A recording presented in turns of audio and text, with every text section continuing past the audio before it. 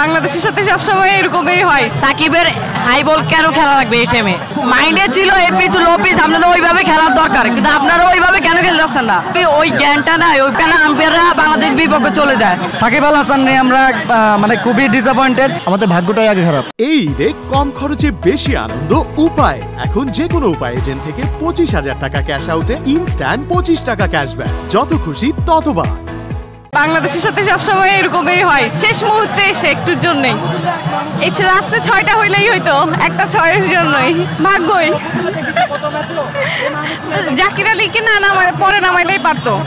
জাকির আলীর জন্যই মনে হলো আমরা অনেকটুকু পিছাই গেছি, যতটুকু আগাইছিলাম তাও পিছাই গেছি। তাওহিদ হৃদয়ের আউটটা নিয়ে কি বলবেন? কাকে? তাওহিদ হৃদয়ের আউটটা নিয়ে কি বলতে যাচ্ছেন? ওটা তো তাওহিদ হৃদয় যে আউটটা হয়েছে ওইটা নিয়ে কি বলতে যাচ্ছেন? হ্যাঁ, এইটা না হইলে আরো একটু আমরা হয়তো জিতেও যেতে পারতাম। আমি একটু বলি, তাওহিদ হৃদয়ের যে আউটটা হয়েছে এটা আসলে আম্পায়ার ডিসিশন ছিল, আম্পায়ার এটা না দিলেও পারতো। বলটা অ্যাপারেন্টলি মনে হচ্ছিল বলটা উইকেটের উপর দিয়ে চলে যাবে, আমার কাছে মনে হচ্ছিল। এই সময় এরকম একটা ক্রুশিয়াল মোমেন্টে আম্পায়ার যদি এটা আউট না দিত, সেক্ষেত্রে আম্পায়ার স্কল হয়তো তাওহিদ হৃদয় থেকে যেত এবং ম্যাচটা আমাদের হাতে চলে আসতো। এবং আরেকটা বিষয়, সাকিব আল হাসান নিয়ে আমরা মানে খুবই ডিসঅ্যাপয়েন্টেড। লাস্ট এই বিশ্বকাপ শুরুর আগেও যে সিরিজ হয়েছে এবং বিশ্বকাপের গত 2টা ম্যাচে খুবই ইরেসপন্সিবল ব্যাটিং করেছে। লাস্ট ম্যাচেও দেখেছি, এই ম্যাচেও দেখেছি। সাকিব আল হাসানের কাছ থেকে এটা আমরা মোটেও আশা করি না।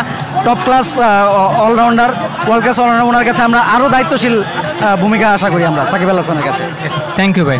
আমরা বলবো কালকে পাকিস্তানের ভারতীয় ম্যাচটা তো সবাই দেখছে, আমাদের বাংলাদেশে হয়েছে, আমাদের অ্যানালাইসিস ম্যানও দেখছে, অ্যানালাইসিস আফগানিস্তান থেকে অ্যানালাইসিসটা আনা হয়েছে। তাহলে এত অ্যানালাইসিস, এত কিছু করার পর, এত কিছু জানার পরও কেন ম্যাচটা জিতলো না? সাকিবের হাই বল কেন খেলা লাগবে এই টাইমে? যেহেতু আমাদের রান অল্প দরকার, আপনি সিঙ্গেল নিয়ে খেলেন, আপনি হাই বল খেলতে চান। নাজমুল হোসেন সেম বল করে, লিটনও সেম বল করে।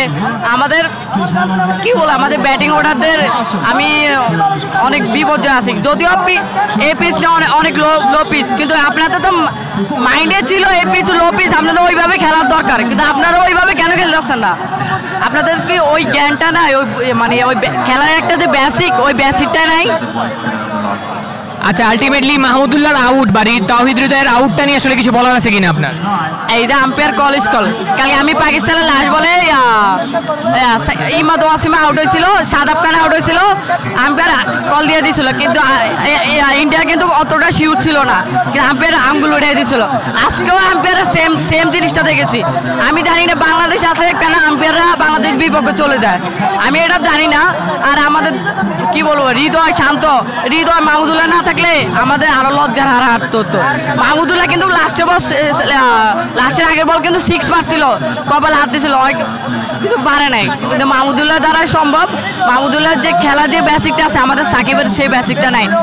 আমি চোখে দেখতে পাচ্ছি না বল, আমি এভাবে করে ক্যাচ করে দিব। তুই আসলে হতাশার এখন এই জায়গাতে আসলে ব্যাটসম্যানদের ব্যর্থতা নাকি আমাদের হচ্ছে ভাগ্য খারাপ, কোনটাকে আপনি সবচেয়ে বেশি গুরুত্বপূর্ণ বা কোনটাকে আপনি দায়ী করছেন মনে করছেন? পুরো ম্যাচ খেলা দেখার পরে মনে হলো যে আমাদের ভাগ্যটাই আগে খারাপ। আমরা শেষ মুহূর্তে যে হেরে যাই, আমরা এশিয়া কাপও কিন্তু দেখছেন, আমরা এক ম্যাচ হেরে গেছিলাম অনেক আগে। তো ভাগ্য অনেক কয়েকটা বিষয়ে কাজ করে। একটা হচ্ছে যে এই যে 19 ওভার 4 বলে যে মাহমুদুল্লাহর 6 মারা ছক্কা মারাটা এই করলেন, সেটা ছক্কা হলো না। মাহমুদুল্লাহ এই ধরনের ব্যাটিংয়ে কিন্তু ছক্কা হয়। পাশাপাশি জাকির আলী কিন্তু 18 ওভারে কিন্তু 4-5টা বল নষ্ট করেছে, 3-4টা বল নষ্ট করেছে। এই জায়গা থেকে আমি মনে করবো যে আসলে দুর্ভাগ্য। আমার আসলে কথা বলার ভাষা নেই, কারণ কি আমি শেষের যে বলগুলো আছে 19 ওভারের বলগুলো আমি সত্যি করে আমি চোখ বন্ধ করে খেলা দেখছি, কারণ আমার সেই প্রেশার নিতে পারতেছিল না, ক্ষুধার্ত। এই জায়গাতে আমি বলবো যে আগামী ম্যাচগুলো ভালো খেলে অন্ততপক্ষে গ্রুপের একটা অবস্থান নিয়ে যদি পরবর্তী ধাপ খেলতে পারে, এবং ইউএসের মাঠের যে অবস্থা সেটা কিন্তু অসম্ভব বলে কিছু না। এবং প্রতিটা দল দেখুন, গতকাল যে পাকিস্তান খেলেছে তারা কিন্তু 120 রানের টার্গেট থেকে কিন্তু হেরেছে। এখানে অনেক কিছু করতেছে ইউএস, মানে আমেরিকায় অনেক কিছু করতেছে। তাই আমি মনে করি যে ওগুলা পুরনো সব ব্যর্থতাকে বাদ দিয়ে সামনে যদি ভালো খেলতে পারি, ভালোই করতে পারি।